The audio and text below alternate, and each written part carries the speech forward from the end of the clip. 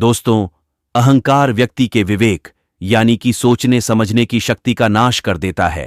लेकिन जब यही अहंकार भगवान के भक्तों को घेरता है तो कैसे भगवान उनका अहंकार नष्ट करते हैं। दोस्तों, ऐसी ही एक कहानी है जिसमें भगवान श्री कृष्ण की पत्नी सत्यभामा सुदर्शन चक्र और गरुड़ को घमंड हो गया था। तो कैसे भगवान उनका घमंड तोड़ते हैं। दोस्तों, एक समय की बात है जब भगवान श्री कृष्ण अपनी पत्नी सत्यभामा के साथ सिंहासन पर विराजमान थे। निकट ही गरुड़ और सुदर्शन चक्र भी बैठे हुए थे। बातों ही बातों में रानी सत्यभामा ने श्री कृष्ण से पूछा कि हे प्रभु, आपने त्रेता युग में राम के रूप में अवतार लिया था, तब सीता आपकी पत्नी थीं, क्या वे मुझसे भी ज्यादा सुंदर थीं? श्री कृष्ण कुछ कहे उससे पहले गरुड़ बोल पड़े। गरुड़ ने कहा कि हे भगवान, क्या दुनिया में मुझसे भी ज्यादा तेज गति से कोई उड़ सकता है। इधर सुदर्शन चक्र से भी रहा न गया और वे भी कह उठे कि भगवान, मैंने बड़े बड़े युद्धों में आपको विजय श्री दिलवाई है, क्या संसार में मुझसे भी शक्तिशाली कोई है। भगवान कृष्ण मन ही मन मुस्कुराए। वे समझ गए कि इन तीनों को अपने आप पर अहंकार हो गया है और इनका अहंकार नष्ट करने का समय आ गया है। ऐसा सोचकर उन्होंने गरुड़ से कहा कि हे गरुड़, तुम हनुमान के पास जाओ और कहना कि भगवान राम माता सीता के साथ उनकी प्रतीक्षा कर रहे हैं।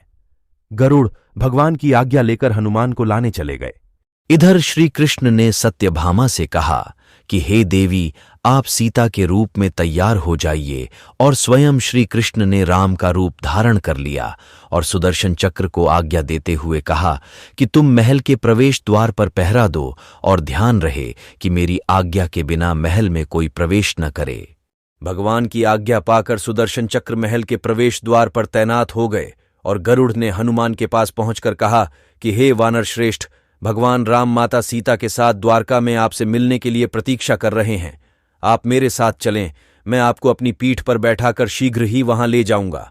हनुमान ने विनयपूर्वक गरुड़ से कहा, आप चलिए, मैं आता हूं।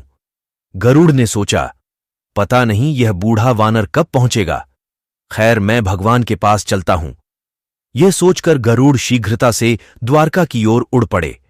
लेकिन जब वे महल में पहुंचते हैं तो देखते हैं कि हनुमान तो उनसे पहले ही महल में प्रभु के सामने बैठे हैं और गरुड़ का सिर लज्जा से झुक जाता है। तभी श्री राम ने हनुमान से कहा कि हे पवन पुत्र, तुम बिना आज्ञा के महल में कैसे प्रवेश कर गए? क्या तुम्हें किसी ने प्रवेश द्वार पर रोका नहीं? तो हनुमान ने हाथ जोड़ते हुए सिर झुकाकर अपने मुंह से सुदर्शन चक्र को निकालकर प्रभु के सामने रख दिया और कहा कि इस चक्र ने मुझे तनिक रोकने का प्रयास किया था, इसलिए मैं इसे अपने मुंह में रखकर आपसे मिलने आ गया, मुझे क्षमा करें। भगवान मन ही मन मुस्कुराने लगे।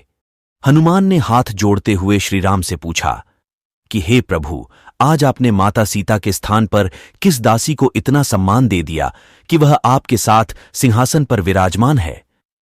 रानी सत्यभामा को अपनी सुंदरता पर अहंकार था जो पल भर में चूर हो गया तथा रानी सत्यभामा, सुदर्शन चक्र व गरुड़ जी तीनों का गर्व चूर चूर हो गया। वे भगवान की लीला समझ रहे थे और तीनों की आंखों से आंसू बहने लगे और वे भगवान के चरणों में झुक गए।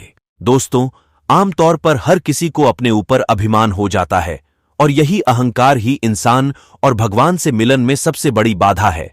इसीलिए मंदिर में सदैव सिर झुकाकर आने का नियम बनाया गया है ताकि हम अपने अहंकार को जान सके, क्योंकि भक्ति मार्ग का सबसे पहला कदम है अहम और अभिमान रहित जीवन। दोस्तों, कमेंट में ये बताएगा कि ये कहानी आपने पहले सुनी थी और वीडियो को लाइक जरूर करें और ऐसे ही वीडियो देखने के लिए हमारे चैनल को सब्सक्राइब जरूर करें। धन्यवाद दोस्तों, मिलते हैं अगले वीडियो में।